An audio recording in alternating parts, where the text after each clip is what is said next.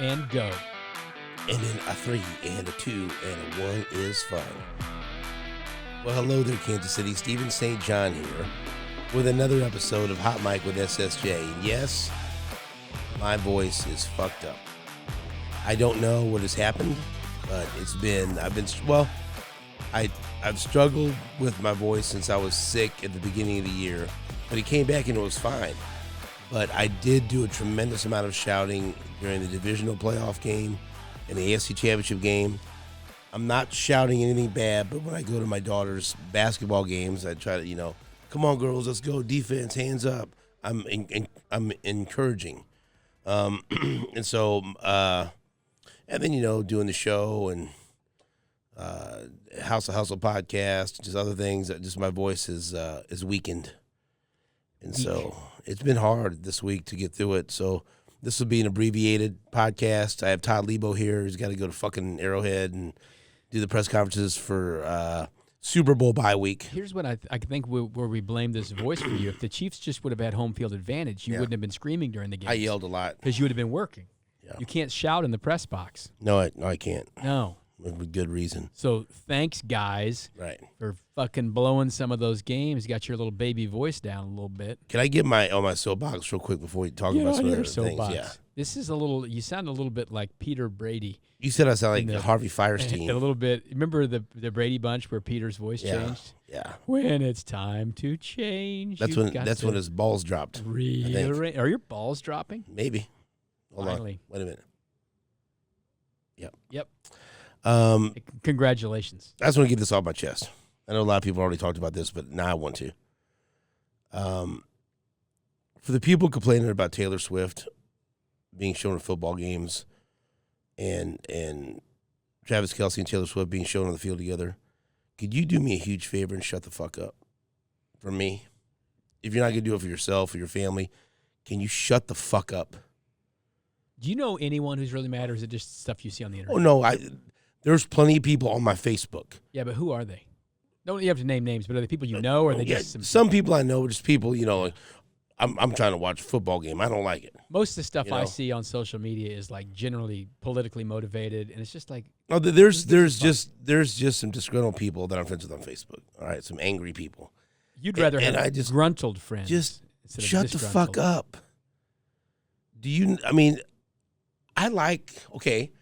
I'll give you a little window into my soul. I like these Instagram accounts or X accounts that show like military people coming back home, being reunited with their dad or their mom or their loved one after they've been gone. You like emotion. I like, I'm a sucker for this video. These two brothers haven't seen each other for 6 years and they're reunited. I love it. You know why? Because I like to see people happy. I tear up. It's emotional. I'll sit and watch those videos for half an hour. I enjoy seeing people happy. She looks happy. He looks happy. She was always performing. She probably didn't have much of a childhood. She didn't get a chance to go to high school football games and date the quarterback or just do things like this. Maybe she's living a part of her life that she missed out. Or maybe she's just fucking happy. Maybe I like Travis Kelce and I want him to be happy. Maybe love has bloomed. And I know, and some people fall back on this, but it is true for me. It is, my wife and one of my daughters already watched the games with me, right? But they're so enamored with this, and it strikes up conversations. It's given me another way to connect with my daughters and my wife, as opposed to, Dad's going to go watch football. You're a Swiftie. You went to the show. I've gone to 3 Taylor Swift shows. Yeah. I saw her at T-Mobile Center. I saw her the first time at Arrowhead, and I saw the last one. And so I appreciate her music. My daughter loves her. And so You love Travis Kelce. Sure I do. It's a match made in heaven. Absolutely. There's such a lack, if you just watch the news and watch social media, there's such a lack of good news and good feelings out there. Everything's so fucking negative. It's like, here's something positive. Like, what's the drawback? And then they show the stats of how little she's actually shown, maybe 44 seconds at a game. And I'm like, what the fuck is wrong with you? Where you watch something for 4 hours and you're hyper-focused on this half a minute. Well, oh, God damn it, they showed her again. I mean, Shut up. Maybe the second game they probably showed a little too much, and that's what people are still remembering. But I think the networks are on this fine line because they don't want to distract from the game, and they do know there are people watching these games who don't watch football because they're hoping to see Taylor Swift, which blows my mind. And rooting for Travis Kelce. They're rooting for Travis Kelce. They're buying stuff. There are people driving around town looking for jackets and pins and things and all the. I mean, it's crazy. And I love that's it. here, and it's happening everywhere, really.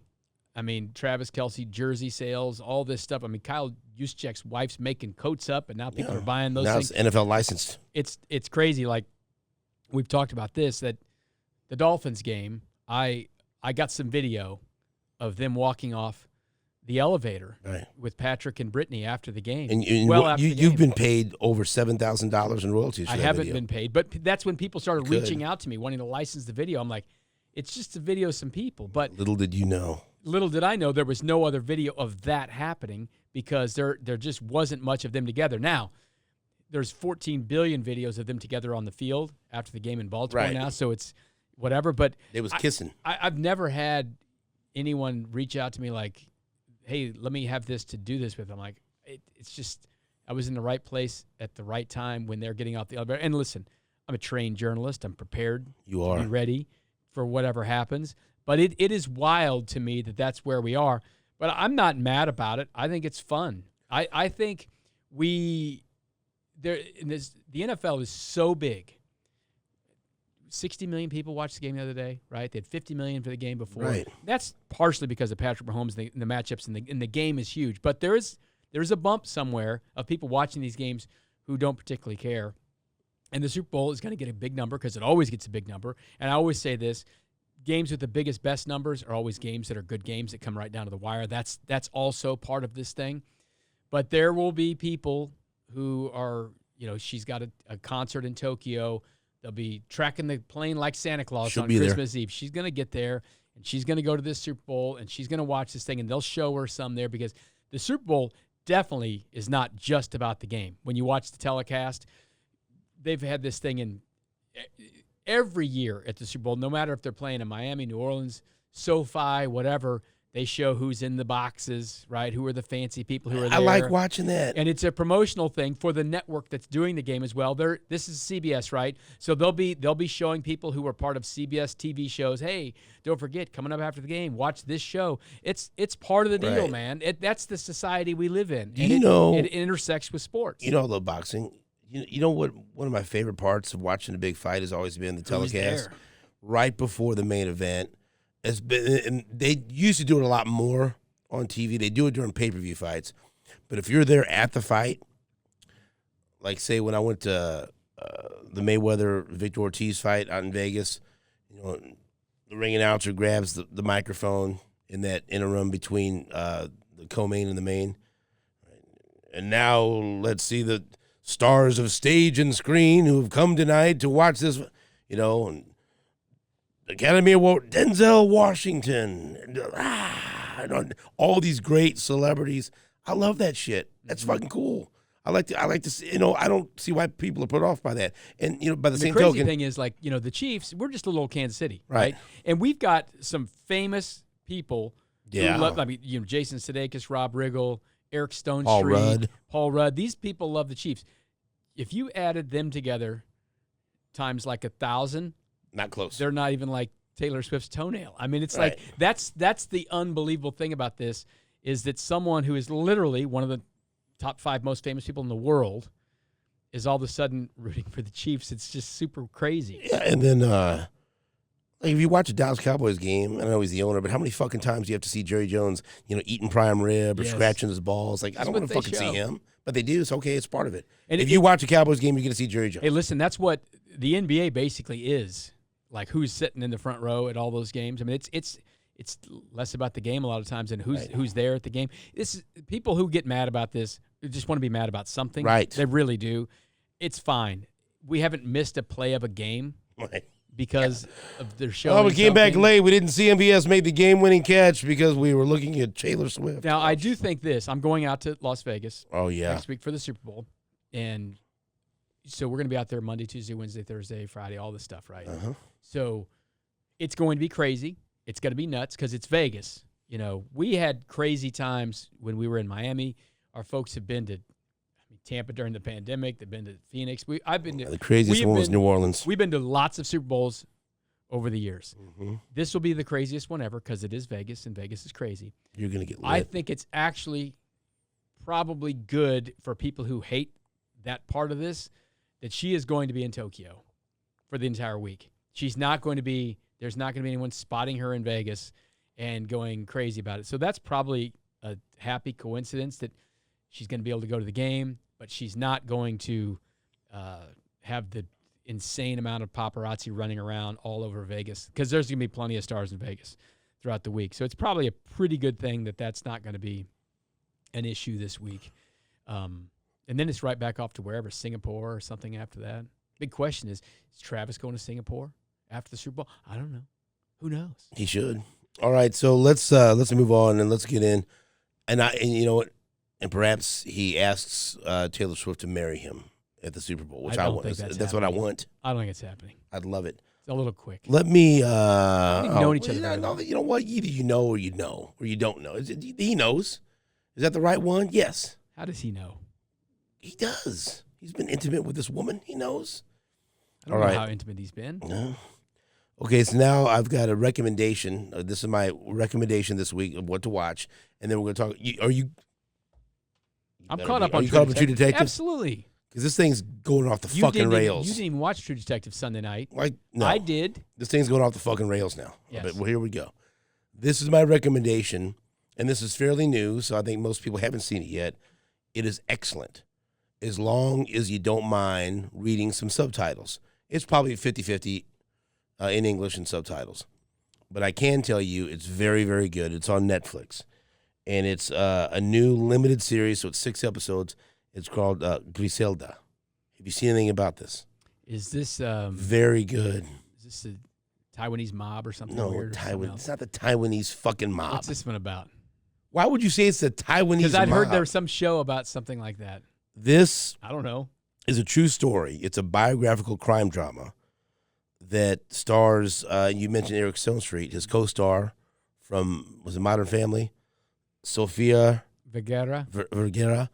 And she's wearing a lot of fucking prosthetics and makeup. It doesn't look like her, but she looks like the real life Griselda. And so, who is Griselda? Griselda Blanco is a notorious Colombian drug lord. And the legend goes that Pablo Escobar was quoted as saying, the only man that I fear is a woman. Griselda Blanco. And I'm 3 episodes in. It's fucking really good. And I think some of the people that are behind it are the same creative group that made Narcos. Yeah. And I won't give away too much. It is a true story. And her real life son tried to get this stopped from being made and released and everything else. This is from the 80s? So it takes place like at the end of the 78, I think. Mm-hmm. And so she is married to a cocaine dealer in Medellin. And then Colombia. Yeah, she ends up, I'm not gonna give away all the story, but she ends up coming to Miami, right? And she's one of the main ones that brought the cocaine craze of the late 70s, early South 80s Beach. To Miami. Totally trash. What her idea is what she realized that all these rich people in Miami, if they could just get a taste, if they could wet their beaks, right? And so I'll give you a little bit of it. And so she comes up with this idea because she originally used to be a prostitute in Medellin, but then she married a drug dealer. And then she gets out and she comes to Miami and she starts having the girls that she used to work with at the brothel fly to Miami and smuggle. She gets a supplier and smuggle cocaine in their bras and their dresses.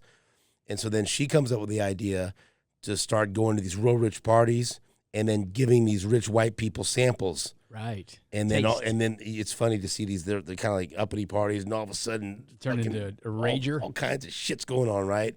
And then then she starts to hire like tennis pros and valets and aerobics instructors to be her dealers, right? Yeah. But then so she gets them hooked on. They feel, oh my God, what is this? What is this cocaine that has made my life so wonderful? And little do you know that it'll fucking kill you or whatever. But and so it gets all and then she goes to this untapped market. Well, guess what? The established drug dealers in Miami don't like it. They don't want this. And then she has to Griselda. Right.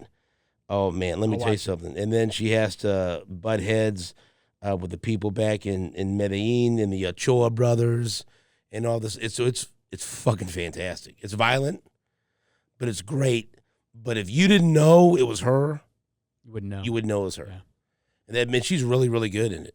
And I don't. I want to watch all of it before I go and start to fact check to see exactly how much is true or whatever. But enough of it, the basis of the story is there. True enough. And I like the fact it's 6 episodes and that's it. That's it. And I would watch 3 episodes. It's fucking good. I gotta watch And the that. music's good. And you could totally it's Takes you back to the late 70s. right. Miami. Oh, absolutely. Yeah. And there's it's turned into debauchery, right? Another thing on. So I want you to watch that. I will watch that. And Griselda. I want you to watch The Greatest Night in Pop. That's the Yeah. We hour Are and the a half World. on the making of We Are the World. It's very good, and it is on Griselda. Netflix as well. She got a little scar on her face. Oh yeah, Yeah. there's Greatest Night in Pop is very cool, very That's well good. made, great footage. We've all seen the video for We Are the World, but they talk to a lot of the principals today, and they tell the stories of the night. Hour and a half long. It's very cool. Takes you right back to, for me, that was high school. For you, it was very beginning of high school, probably middle school, 1985. It's very well. I'll well watch made. that. Yeah, it's very cool, and it's just one thing, and it's very cool. Okay, now I got to ask you a question. You don't know I've been doing this, and so I'm curious to hear your response. I started watching the 5th season of Fargo. Yeah, Now, finally. I can watch that without. I didn't watch the other 4 seasons. Is that you can fuck me definitely up? you can definitely watch without watching the full. But are there links? There's not as much. Every sort of little link in all the seasons is very thin. It's just for fun, really. So I'm in like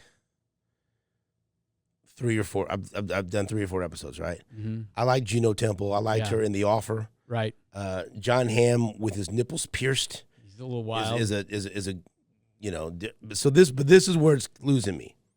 And so I've stopped for the past 4 or 5 days because I didn't quite like this part, and it either went over my head or I'm fucking missing something. Even Susan was like, "What the fuck?" We just finished the episode with the part, and maybe one episode after that, where they go 500 years ago. Yeah, that's What the fuck is that? There's Did I always miss- some weird And stuff. so that's why I thought. I told her, I said, we must be missing something from another season to where this would make sense, because this makes no fucking sense. Why did they just go back 500 years? And how? I had to do a little research on the 500 years back thing. There used to be apparently something 500 years ago. If you're a poor person, that someone dies and then you would eat their sins when they died. This was shit. some sort of thing that happened back in medieval times or whatever. So that tells you the story of Ole Munk. That fucking guy. That guy. He's creepy. So this is all very Coen Brothers-y. So like you can kind of look and pick up that who is. He's a little bit like Anton Chigurh, perhaps from No But Country will for Old Men. that be explained? Because I didn't know Yes. what the fuck was going on. I had to research that. I'm like, because there's usually some weird shit in some Fargo Right. things. So that I'm like, all right, now I understand. I listened to a podcast about this as But well. I stopped it, so I said I got to talk to Todd, because Yeah. maybe I missed something from a previous season that will make that like, oh, Yeah. here we go, 500 years. together. You'll get that is basically letting you know this whole season is kind of about owing people in debt. You'll get that. I mean, that's what Jennifer Jason Leigh is she's the debt queen. She's right? fantastic. Yeah. And so like, people get in debt and they owe people something. So anyway, how do you even the score at the end? Anyway, you that doesn't have anything to do with the other season. Just keep going. You just know that guy is Fucking weird. Is weird, and apparently, according to what people say, that back in the day you would literally eat someone's sins and they could go to heaven and not have sins. Okay. And so poor people would have to. So is that what he did? Because I didn't even know what the yes. fuck they were doing there. He was eating their sins for them so they could go to heaven unfettered, and he carries the burden of their sins. This sounds like some wacky thing, but apparently this is something that happened way back in the day. But it's good. Yes. Okay. I think it's got a happy ending, Okay. which is unusual for Because I some do of the like Juno shows. Temple. She's very good. Yeah, she's good. And John Hamm's a motherfucker in this. I like Juno Temple's husband. He's so innocent. Yeah. Yeah. He's very good as well.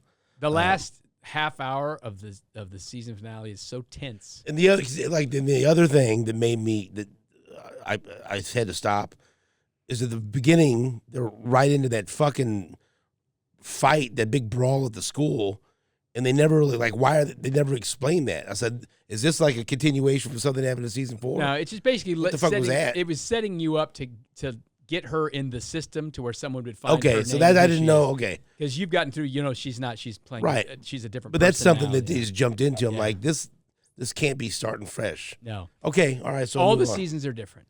Okay. But I highly suggest you go back and watch the first. Oh, I will. 3 seasons. They're so I like good. it. But Okay. in the first 3 seasons, especially in the first one, you've seen the movie Fargo. Yes. There is one key part to the movie Fargo that is in the first season. You don't have to know it, but it's satisfying. It's a satisfying Easter egg. Okay. True Detective season 4. I like it. I think I love it. But now it's scary it's and dark, fucking, dude. It's going to places where I don't know what the fuck's going on. It's getting. Okay, I like the true detective part of it, right? Mm-hmm. They're trying to solve You this a little mystery. scared on the she's awake? Don't know what it is. They're going through like a procedural drama.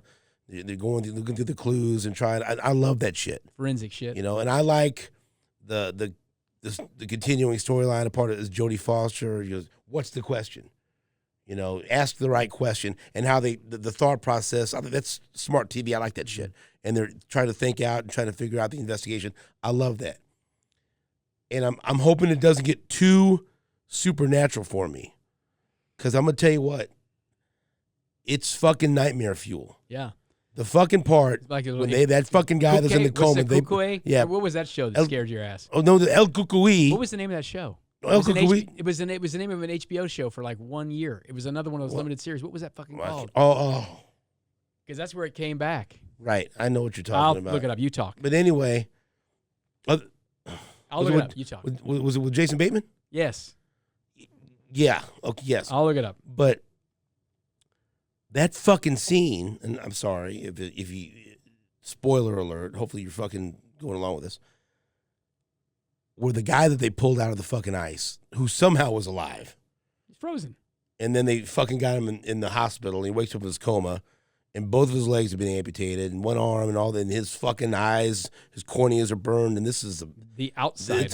Yeah, that was great. Yeah. This is a motherfucker. Like, it's hard to look at him. Yeah. And he's in there screaming because he's in so much pain, and the cops are in there trying to question him, and then there's a fucking disturbance, a fight out. It was in a the moment fucking alone, room. man. And so then our girl is just fucking left in there alone, like, oh fuck. And he fucking just goes up real slow, and and in a different voice, what did he would say? Your mother says hello. Yeah, she's waiting for you. I'm like, fuck this. I'm like, fuck this. Yeah. This is because now, like, what am I watching here? Is this like more of a fucking supernatural ghost story? Yes. Or is there's some supernatural shit in this show. But the other thing that you have to understand here that threw me for a fucking loop, speaking of Easter eggs, you already saw the Lone Star beer in the first episode, and that was the beer that Rust Cole was drinking in the first season of True Detective. So there's been some ties there, right? But then the fucking guy that comes to the lady and he's out on his barefoot with the long hair, Travis, doing that fucking dance, and he led her out to the ice and pointed in the direction where she could find all the fucking bodies, dead scientists. Mostly dead. She finally says his name, Travis Cole. And then HBO even put this out on their social media. That's fucking Rust Cole's dad. Fucking dad. Yes. In this universe. Yeah. And then they released a clip from True Detective Season 1 of Matthew McConaughey, Rust Cole, saying that his dad died of leukemia and his dad took his family up to Alaska. I'm like, motherfucker. They got you. So now they got me fucking. Now they got me. I hope they bring back fucking Matthew McConaughey just for something. Have his fucking ass up there in Alaska. And also there was what was the name of the fucking when he's doing the research to find out who was the money behind the fucking laboratory and everything? Yeah. Was it Tuttle? Something, and it was one of those. It's the same group family or same group that had ties to the shit in the fucking so they clearly they're tying Season 1 and then the spiral tattoo, same thing. Remember the fucking birds did and all that shit. And so I'm intrigued by this. But you're scared by the ghost. But I don't want this to be some bullshit you know. Well, there's going to be some crazy. They went all the fucking caribou went running off at the beginning. There's some weird shit going on with this. I could not fucking live up there. How long is it fucking for? How long does it stay at night? 5-6 days or something like that. They're already in 5 or 6 days. It's the 5th day of night or whatever it's called. Fuck that. Terrible. First of all, fuck that. It's a fake town, but it's somewhere up way north in Alaska. It's not down there like, low. It's up there. And like these Arctic Circle. I'll say this: these people got a lot of time on their hands. A lot of drinking. They're drinking and they're fucking. That's it. Is what they do, and apparently killing and speaking to the dead, and then going to work, and that's it. Even worse, you go up there in fucking June, sun don't go down, right?